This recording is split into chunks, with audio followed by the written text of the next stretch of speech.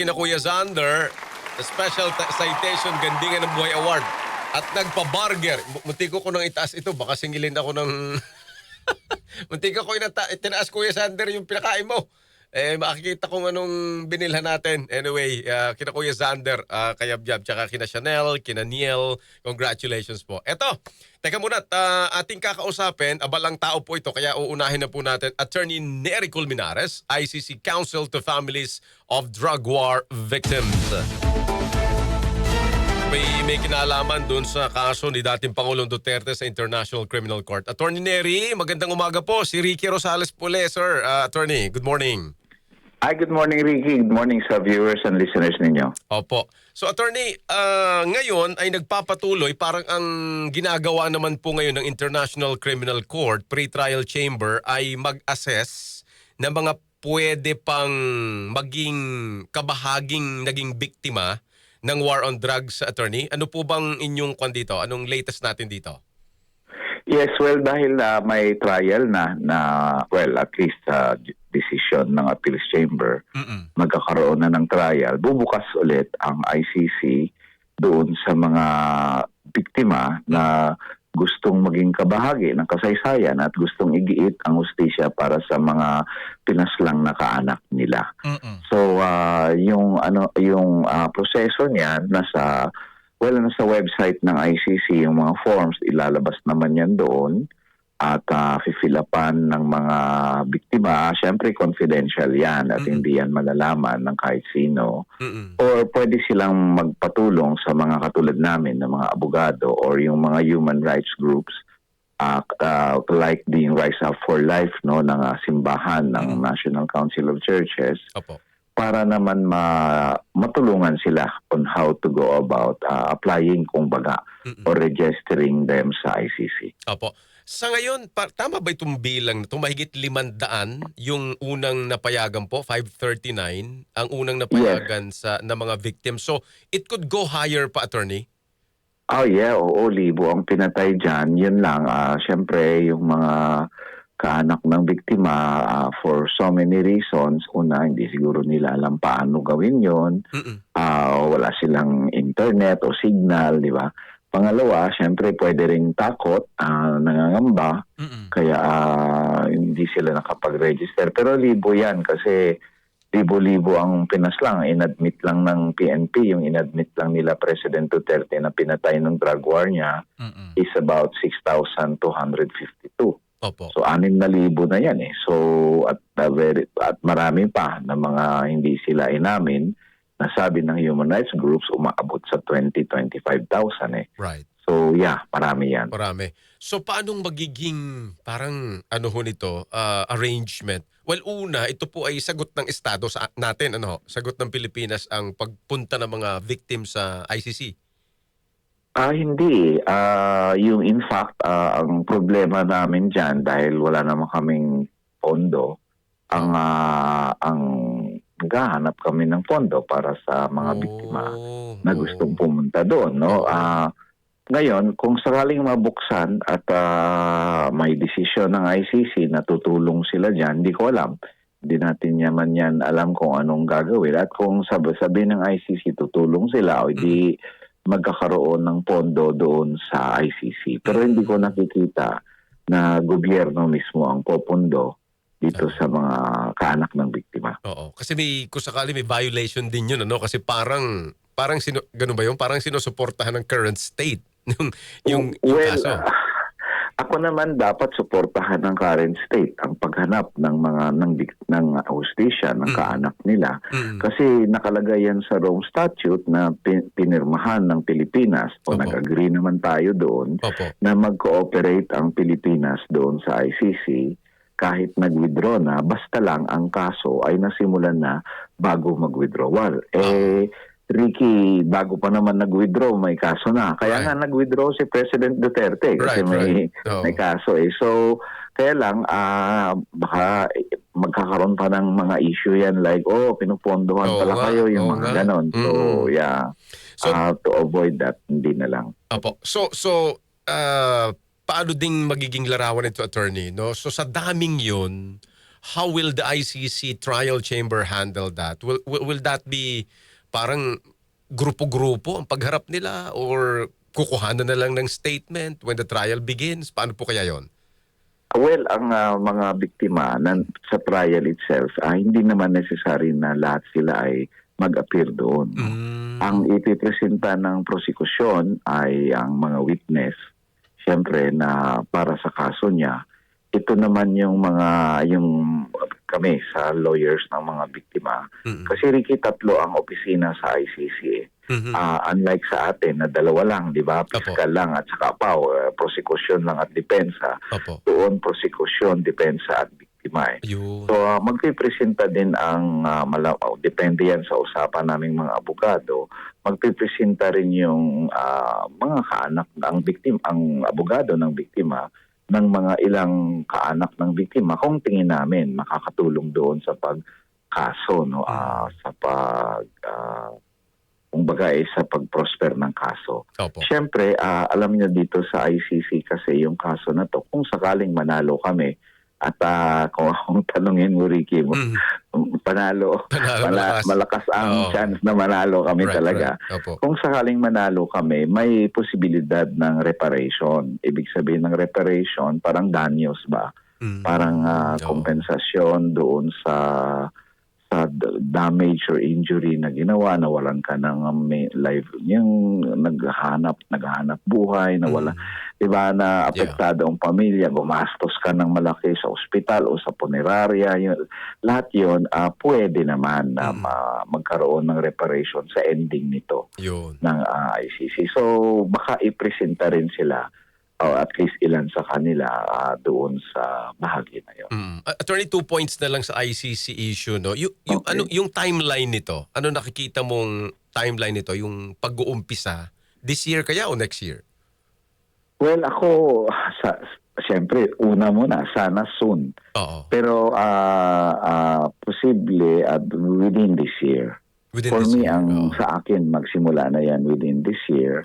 At sana naman, bago mag-end yung year, siyempre. Alright. So, ang proseso pa kasi dyan, i-constitute pa muna ang trial chamber dahil hiwalay na naman na judges yan para walang masabi si President Duterte na bias. So, i-constitute yan at pwede naman kaagad ma-constitute yan at mag-usap na ngayon ang trial chamber together with the prosecution, the defense, and the victims kung paano maayos na magkaroon ng hearings ang ICC sa trial. Yun. Alright. So within the year. So, well, marami nga umaasa talaga. Within the year.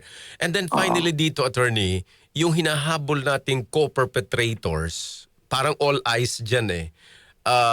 So, anong nakikita? Well, napakaingat ng ICC, no? Talagang nakafocus muna sa head of state during that time. Pero ano nakikita mo dyan? Sooner ba yung co-perpetrators ipapa-aresto na rin nila? Una muna, yun ang kinaiba ng ICC. Ang pinapauna nila talaga yung pinakamataas. Yes. Saka na lang yung subordinate. Dito sa atin kasi baliktad eh. Yes. Yung pinakamaliit lang na nagbantay yung mastermind. Wala eh.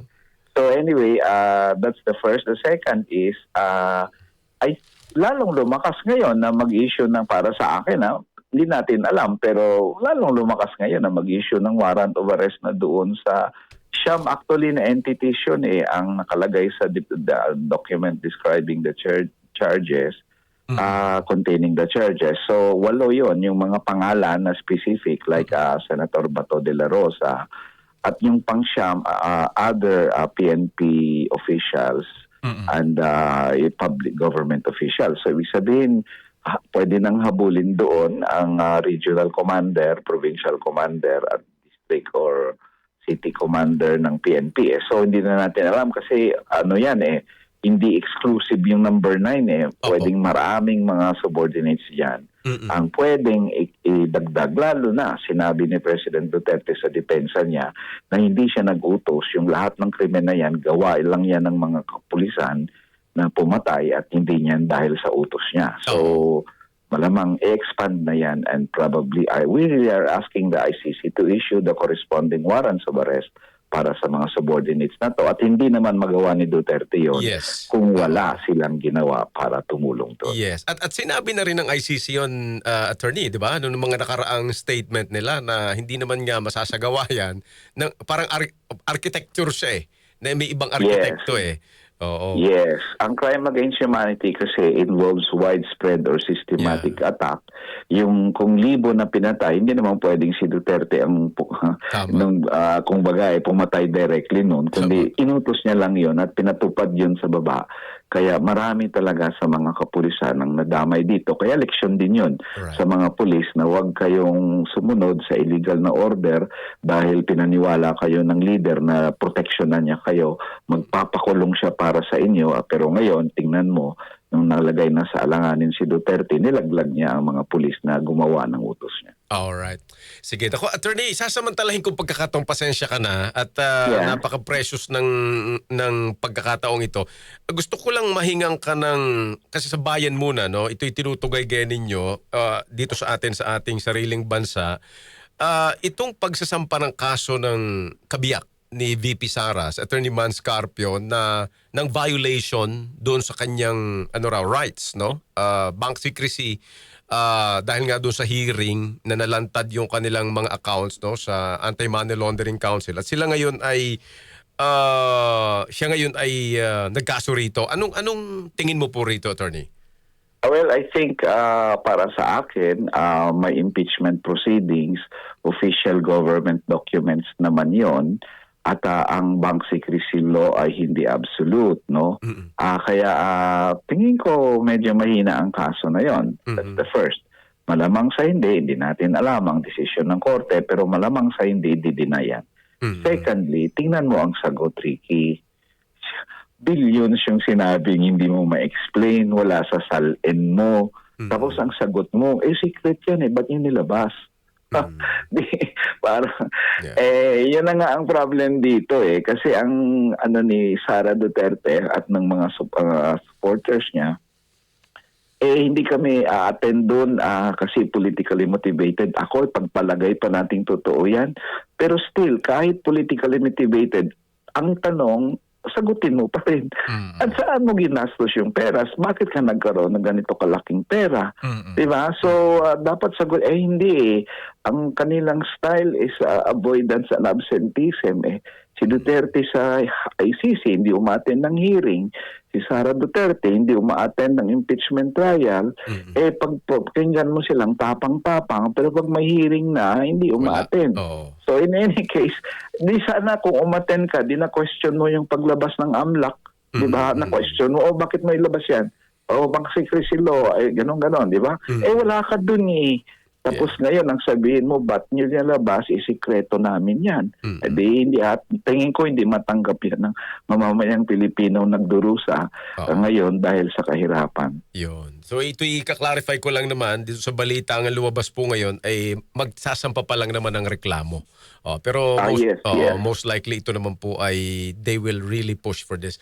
Attorney Neri, just call me Neri. Salamat po ng marami, Attorney. Mabuhay ka as always. Yes, so may interview, call me. Salamat. Thank you. Salamat po, thank you. Attorney Neri Colmenares, isa po sa mga abogado ng mga pamilya ng biktima ng drug war at taga-bayan muna. Opo.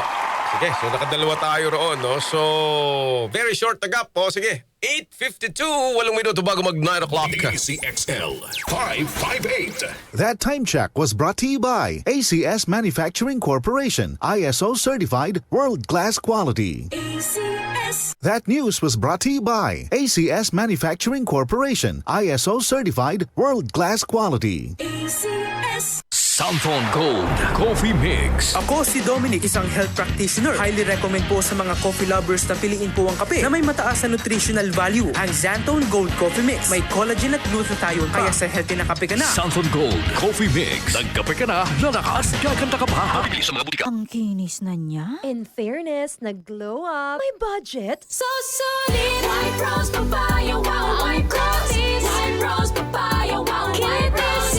White Rose Papaya. May glow up with White Rose Papaya. Sulit ang glow up sa White White Rose Papaya. May papaya, niacinamide para sa puti power times 2. Plus shea butter and tea tree oil. Glow up by the power of two. White Rose Papaya. Kuti sulit ang glow up. Regular use helps. Results may vary. White Rose Papaya. Manufactured by ACS ISO certified world-class quality. Santon Plus Herbal Capsule. Ako si Roy, taga Santa Rosa, Laguna. Malabo yung mata ko. Sabi ng doktor, may glaucoma daw ako. Pero tinry kong uminom ng Santon Plus Herbal Capsule. Inaraw-araw ko, nawala yung glaucoma. Nabis talaga yung Santon Plus Herbal Capsule. Santon Plus. Bibili sa mga butika. Sa panahon ngayon, kau ba'y sigurado? Kau ba'y protektado? Ang pamilya ay i-shield mo. Laban sa bakterya, i-shield mo. Laban ng pati virus, i-shield mo. Shield Bath Soap. Patay ang 99.9% of bacteria and virus tested. Bilib ang mga eksperto sa Philippine Nurses Association. Sa sakit protektado, i-shield mo. Pamilya protektado, i-shield mo. Shield Bath Soap, manufactured by ACS Manufacturing Corporation. ISO certified, world-class quality. ACS. Marumi ba ang iyong dugo? Huwag magpabaya, kaibigan. Mag-Santon Plus Gold na. Santon Plus Gold. Dahil ito'y subok na makatutulong sa iba't ibang uri ng karamdaman. Ang Santon Plus Gold ay merong ampalaya, mangosteen, malunggay, spirulina at garlic. Kaya mag-Santon Plus Gold na. Mabibili sa mga butika. DCXL 558. Oras, 5 minuto bago mag 9 o'clock. DCXL 558. Yun, so ano ba nahita natin kanina, yung mga victim ng nangyari nga po drug war, marami ho